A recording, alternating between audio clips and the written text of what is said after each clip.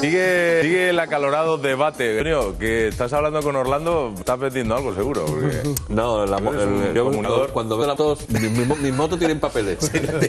Si no tienen ni moto. Las otras motos no tienen papeles. Pues eso es lo difícil, vender una moto que no es tuya. Eso sí que es complicado. Papeles. Eso sí que es complicado. Y con papeles. Yo estoy dejando de la mía. Oye, hemos hablado ya del Congreso del PSOE. Por cierto, hoy ha empezado el del Partido Popular. En Granada, tú te vas para allá. Para allá vamos a ir. Fíjate qué diferencia, que mientras allí no hay crítico, no hay bronca, no hay pelea. Tráfico, pero tampoco durmiéndome los laureles, claro. Pero fijaros qué diferencia. Mientras en el PSOE se han estado navajeando en el Congreso, se han estado arrancando los ojos detrás de las columnas, el Partido Popular va a un Congreso tranquilo, sosegado, con una sucesión muy tranquila y donde no hay ni bronca ni pelea, ni no hay ningún tipo de crisis dentro del partido. Sí, pero es una cuestión cíclica, Antonio. Bueno, pero hay una cosa... Dentro de unos años será al revés. Pero hay una cosa que está clara, eso es lo lógico que le pasa a un partido que ha ganado las elecciones, ¿eh? O sea, es que el Partido Popular está así, porque es que el Partido Popular es que ha ganado las elecciones, es que las ganó hace 3 meses. Es que el drama también, muchas cosas que la gente no entiende cuando nos ve en la televisión y dice, yo no entiendo cómo una persona gana y no gobierna. Como eso te lo dice cualquier persona, va por el mercado, te paras a hablar y tal, y sabes que resulta que se ha ganado, pero no se gobierna. Claro, eso es una cosa que tarde o temprano, dentro de todo este replanteamiento de tantísimas cosas que nos estamos haciendo en el Estado, eso se tendrá que replantear. Es decir, no es normal, no se conoce en democracias avanzadas, que se gane y que no se gobierne. Y claro, ¿qué es lo que pasa? ¿Por qué se llega a un Congreso razonablemente normal? Pues porque resulta que, mire usted, es que ha sido un partido que durante muchísimo tiempo, ha trabajado muchísimo en lo que es la cohesión y el mirar en un objetivo común, que era sacar a Andalucía de donde estaba. El Partido Socialista lleva mucho tiempo en su burbuja, no importando la Andalucía. Están en sus juegos de poder interno. E insisto, el que tiene el enchufe de la bombona de oxígeno lo tiene Valdera, pero eso no significa que porque tenga oxígeno el Partido Socialista significa que se hayan olvidado de lo que llevan mucho tiempo y en lo que llevan mucho tiempo preocupados, que no es por el día a día de Andalucía, es por sus cuitas internas, por sus divisiones internas, por su guerra civil interna y por su caínismo interno, que están como Caín, o sea, están a ver quién da el navajazo más grande, quién da la bofeta más grande y a ver quién hace más daño el uno al otro, ¿no? Cosa que al final la ciudadanía evidentemente dice, pues es que hacia dónde vamos, ¿no? Hay que ponerse de acuerdo exactamente para el cambio electoral, o sea, para el cambio de las normativas electorales. El que ha ganado es el que tiene que gobernar, y listo. No lo sé, porque en realidad no puedo profundizar mucho, porque no se hace ese cambio. O sea, eso es un sistema electoral que viene de la época de la transición, pero que hay cosas que tendrá inevitablemente tendrá. ¿Qué países europeos lo tienen distinto al nuestro? Mira, Inglaterra, por ejemplo, la democracia más antigua de las que conocemos ahora mismo en toda Europa. Inglaterra, más de 300 años de democracia. Allí el sistema es, aunque tú ganes por un solo voto, tú gobiernas, pero inmediatamente. ¿Por qué? Porque tú tienes que darle estabilidad al sistema y el sistema al final de los bipartitos, los tripartitos, está demostrado que al final trae más ruina. ¿Por qué? Porque al final todo es una especie como de mercado inverso. No, pero Alejandro, en Inglaterra el sistema de circunscripción, lo que es diferente de forma clara, y yo estoy de acuerdo con el sistema inglés, que el tema de circunscripción electoral de carácter por distrito. Tú conoces a tu diputado. El que tiene un voto más, Claro, tiene un voto más, mayoritario puro. Pero cuidado, tú conoces a tu diputado. Porque en este caso concreto, en Inglaterra es una coalición de 2 partidos. No, pero ¿desde cuándo no se produce una coalición? No, pero dilo. El que estamos teniendo ahora, el de los Liberal Democrats y el del Partido hace Conservador. Muchísimos años, una cosa excepcionalísima. Pero en este caso nuestro concreto, caso es pero el sistema, común. pero eso es el respeto democrático e institucional que el pueblo inglés otorga a sus políticos y que los políticos reciben ese apoyo y lo hacen de esa manera. Pero la ley no lo dice. No, es que tiene el sistema de costumbre, tú claro, lo sabes, pero que por eso, es otro sistema. Claro, pero el sistema la ley, es un sistema que funciona. Y ellos lo admiten. Lo que pasa es que en este caso concreto, en el gobierno actual, es una coalición de 2 partidos. Y no se daba ¿desde cuándo? Desde la Segunda Guerra Mundial. Sí, efectivamente. Desde la Segunda Guerra Mundial. En 30 años de democracia aquí, ¿cuántos tripartitos? Hubo aquí hasta cuatripartitos. Claro, me acuerdo yo en la Comunidad Autónoma de Baleares, que fue la acabose para las Baleares, que ha retrasado a las Islas Baleares por lo menos 10 o 12 años de tiempo perdido en temas, por ejemplo, de infraestructuras turísticas, que eso no lo digo yo, lo dicen los propios... Vamos, ¿cómo fue que le dieron una supermayoría absoluta luego al Partido Popular? Porque es que hubo un cuatripartito. Sí, pero lo importante del sistema inglés es el sistema de circunscripción, que eso es lo que de momento aquí se oponen porque es un sistema de circunscripción y de listas abiertas, cosa que ningún partido de momento en España quiere. Porque y segundo, tú te debes a tus votantes. Es que tú te debes a tus votantes. Tú te debes y el votante te conoce y te puede pedir responsabilidades. Sí, de acuerdo. Y después el segundo sistema es el más parecido al sistema francés, que es el sistema de 2 vueltas, que digamos que sería el más parecido al que hay aquí, pero para ratificar por el pueblo las posibles coaliciones, entre comillas. Es decir, en el caso de Andalucía, los 400.000 votantes que no votaron posiblemente hubiesen votado la segunda vuelta. Me preguntan si en Estados Unidos es igual. Mira, en Estados Unidos tienen un sistema de elección que es un poquito complejo, que es un sistema de representantes, es decir, por cada estado, ¿verdad?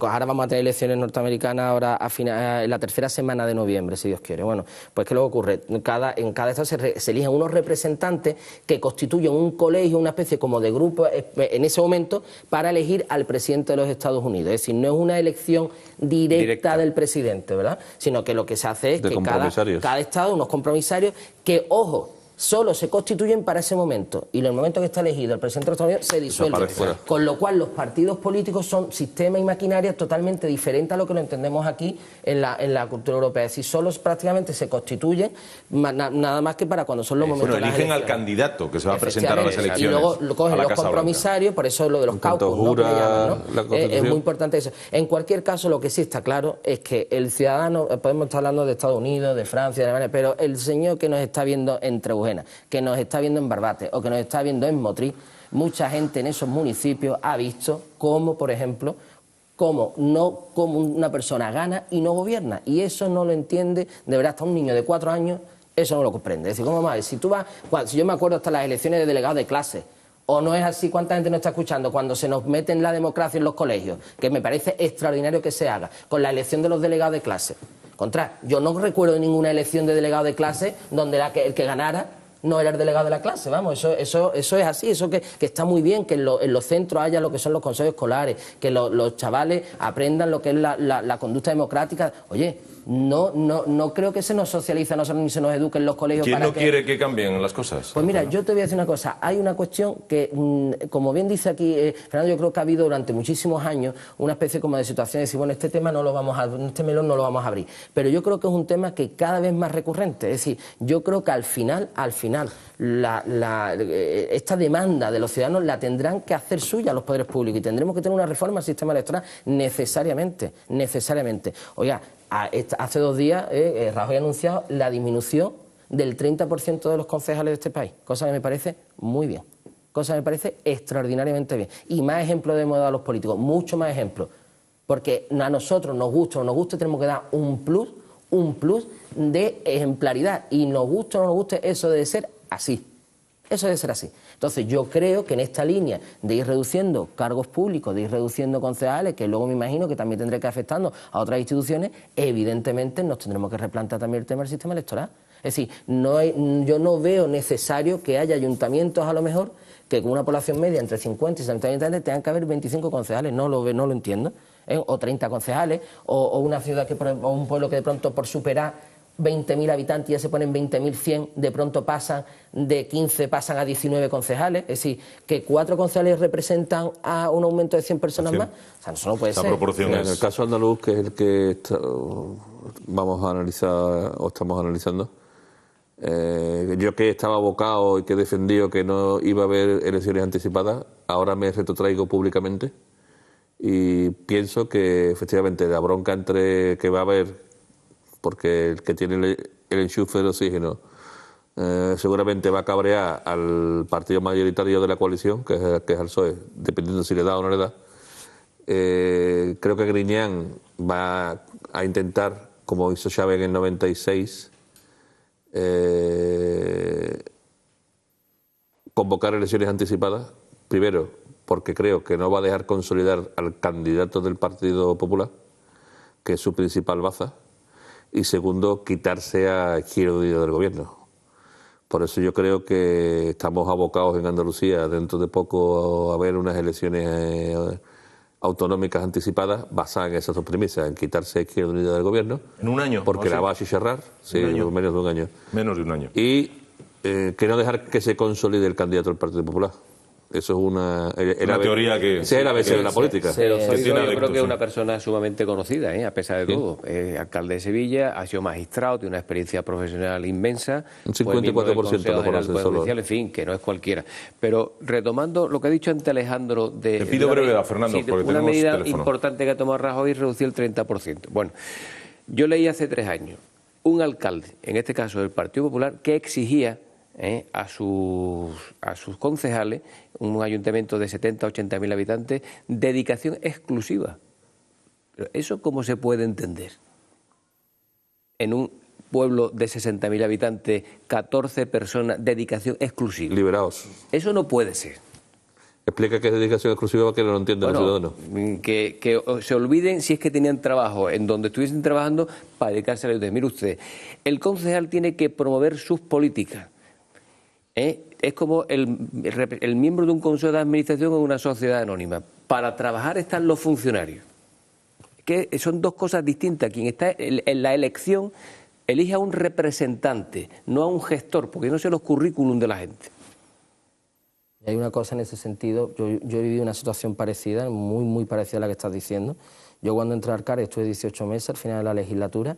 Lo primero, sin que nadie me lo dijera, sin que nadie me lo obligara, fue inmediatamente bajadas de los sueldos de los concejales. Pero es que además yo no tuve, o sea, yo Alejandro Sánchez no firmó en ningún momento, fíjate, para puesto de concejal. ¿Por qué? Porque, en fin, pues no entendía que eso fuera así. Heredo de una situación anterior, heredo precisamente una persona, en un caso muy particular.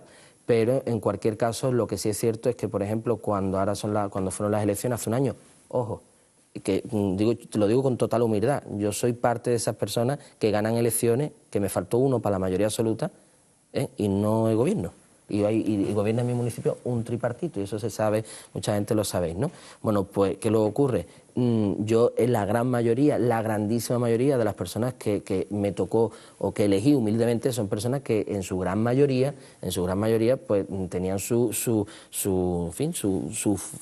formación, sus puestos de trabajo, sus cosas, y muchos de ellos incluso ya hasta personas, con personas que incluso estaban ya jubiladas, que podían dedicarle un tiempo y ya tenían su pensión, y yo creo que es muy importante que esas cosas pasen. Aún así, creo que es insuficiente. Todavía los políticos tenemos que dar un ejemplo todavía mucho más grande. Y si no lo damos por las buenas, porque se nos ven impuestos. Y se terminó, pues no se están imponiendo medidas de esta manera, pues que se impongan también medidas para los políticos, y se terminó y ya está. Vamos con una llamada, quedan muy pocos minutos de programa, quedan unos 7 aproximadamente. Vamos a escuchar un par de llamadas. Yo quería preguntar, ¿dónde está el dinero que se han llevado los de los ERE? ¿Dónde está todo el dinero que se llevan todo el carrobao y no lo devuelven? Y además, ¿por qué la productividad de esos precios, de esas cantidades tan elevadas a los gerentes y a los directores de distrito, en los tiempos que corremos, que se lleven de productividad 120.000 euros, y además la de los funcionarios de a pie 200 euros, y pagada en 6 meses? Porque ¿qué gestiones hace un director, ni un director de distrito, para que se lleve esa cantidad además de su sueldo? Pido brevedad. Hombre, yo en cualquier caso, lo que escuchando a esta telespectadora, lo que sí que veo también es que al final el ciudadano piensa que aquí lo que ha habido efectivamente... Claro, pero está una funcionaria del SAS. Sí. Que pregunta, ¿por qué su director? El director de distrito tiene esa productividad tan impresionante, hombre, y después hay una serie de dinero que se reparte los servicios de urgencia, una pequeña es la falta de menudencia. transparencia, eso es lo que al final el ciudadano, porque todo el mundo que está escuchando a esta señora... No, es que estos son comisarios políticos puestos por el Partido Socialista en los ambulatorios, en los hospitales, para cumplir unos objetivos que le mandan desde la consejería. Y si no lo hizo esta funcionaria, ¿quién se entera? Nadie. Entonces vamos a lo que vamos, es decir, es que al final hay una falta de transparencia que es de verdad impresionante. Es decir, la gente no sabe y no sabemos, muchos de nosotros, y aun estando los que estamos metidos en esto también de la política, nos enteramos día a día de este tipo de cosas. Y esto es necesario en que tengamos más transparencia para que no nos tengamos que enterar como nos enteramos de las cosas. Es que es así. Vamos a por otra llamada. Buenas tardes. A ver, el tema que están tratando es el de los funcionarios. Yo insisto sobre los funcionarios del Servicio Andaluz de Salud. De verdad que ustedes no saben cómo está trabajando el personal, con qué desmotivación, con qué tristeza, con qué desidia no, porque creo que jamás se ha entrado en la desidia, y no entiendo cómo no se cuida a este personal. Lo que está pasando es grave. Nos están apaleando por todos los lados. Y creo que, bueno, que nadie nos cuida y que esto es un despropósito. Hay gente llevándose dinero en los despachos y el personal que da la cara ante el paciente, a ese personal es al que le rompen la cara.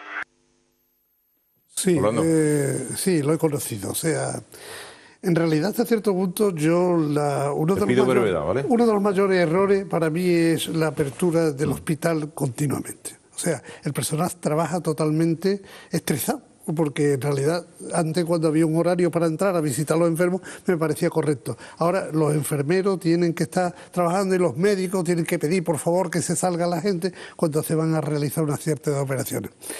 El público en realidad está cargado de derechos y nunca de deberes, esa es la realidad. Y el personal de urgencia se ha visto totalmente agredido. A mí me han intentado agredir algunas veces en los servicios de urgencia, pero que es un problema educacional, o sea, yo estoy convencido. De formación. También una cosa importante que es que los propios dirigentes de la propia Consejería de Salud no creen ya en lo público, están creando una administración paralela al sistema sanitario público, a través de hospitales públicos, a través de centros de alta resolución que llaman ellos, que son un poco más que botiquines, y están creando lo que para mí es el principio de la privatización de la sanidad en Andalucía. Entramos en los últimos 3 minutos del programa y abrimos nuestra agenda que hemos dado en llamar hoy viernes, Andalucía muy cerca. Efectivamente. Vámonos de paseo turístico. Bueno, yo en este sentido lo que les invito a los ciudadanos que nos estén escuchando es que yo siempre hablo de Cádiz, o alguna vez hemos hablado de Málaga, pero yo quiero en este sentido, que no hemos podido hablar del Algarrobico, y verdad que lo hablamos ya la semana pasada, pero sí que me gustaría invitar a la gente que se den un paseíto por Cabo de Gata. Una cosa extraordinaria, para que no digan que hablo nada más que de Cádiz. Voy a hablar de la otra punta de Andalucía, que es Almería, Cabo de Gata, un sitio extraordinario, muy bien cuidado, tengo que decirlo, y yo creo que además para la familia es una cosa extraordinaria. Y otro día hablaremos de algo que hemos hecho aquí en la provincia de Cádiz, que ahora viene muy bien para el verano, que es una guía de sitios donde se explican las cosas como se hacen para la familia, los niños que muchas veces no sabemos qué hace una tarde, una mañana. Pues mira, en la sierra estamos explicando con empresas, ¿no? Turismo que llamamos el turismo industrial, es decir, cómo se hacen las cosas. Pues explicamos cómo se hace un queso payollo, cómo se hace la marroquinería, el cuero en Ubrique, explicamos incluso hasta cosas un poco a lo mejor extrañas, ¿no? Pero que están ahí, que es necesario. Es decir, hacemos visitas guiadas, por ejemplo, en el complejo petroquímico del campo de Gibraltar, para que la gente y los chavales vean cómo se hace hasta una botella de Coca-Cola, el plástico que se utiliza para envolver cualquier cosa, o el papel albá, es decir, el papel, toda la vida hemos conocido como el papel de aluminio. Es decir, todo eso se produce aquí en Andalucía, y entonces, bueno, pues lo que estamos organizando es visitas para que puedan ir los padres con los niños, y ahora en verano, que está muy bien también, porque vayan al sitio donde se explique cómo se hacen las cosas. Sí. Fernando. Hombre, yo hablando de temas gastronómicos y de turismo, yo desde aquí quiero mandar un recuerdo a la familia de Antonio Litri, de Trebujena, que ha fallecido. Era un gran restaurante que había que hay en Trebujena, las mejores angulas, pato salvaje del Coto de Doñana y almendras fritas, era una cosa, manjar exquisito. Sé que ha habido muchas condolencias en el pueblo, yo de aquí transmito a su familia, es un gran restaurante y les invito a todos a ir a Trebujena. Quedamos invitados y nos unimos a esas condolencias. Don Orlando. Yo tengo que felicitar a la Diputación porque editó un libro de 300 rutas por la provincia de Cádiz. O sea, quiero decir que tiene bastante detallado, bastante, en realidad, el esfuerzo o no esfuerzo. Puede ser familiar, puede ser con los niños, o puede ser en un momento determinado con unas características. Pico brevedad, Orlando. Sí, estamos fuera ya. Punta del Boquerón, lo siento muchísimo, soy de San Fernando, la Punta del Boquerón merece la pena visitarlo. Nos vamos. Don Antonio. Yo, como dijo Winston Churchill, a los andaluces y a los españoles, sangre, sudor y lágrimas. Bueno, con un poquito de verano, ¿no? Vaya final. Bueno, a mí me acaba de venir una contractura de oírle. Yo me voy al spa Cádiz Plaza ahora mismo a quitármela, a darme, vamos, allí un bañito como Dios manda, al lado de la playita de la Victoria. Que os cuidéis mucho, andaluces, que se os quiere, que el lunes más y seguramente mejor. Feliz fin de semana y cuidado en la carretera. Hasta luego. Bueno.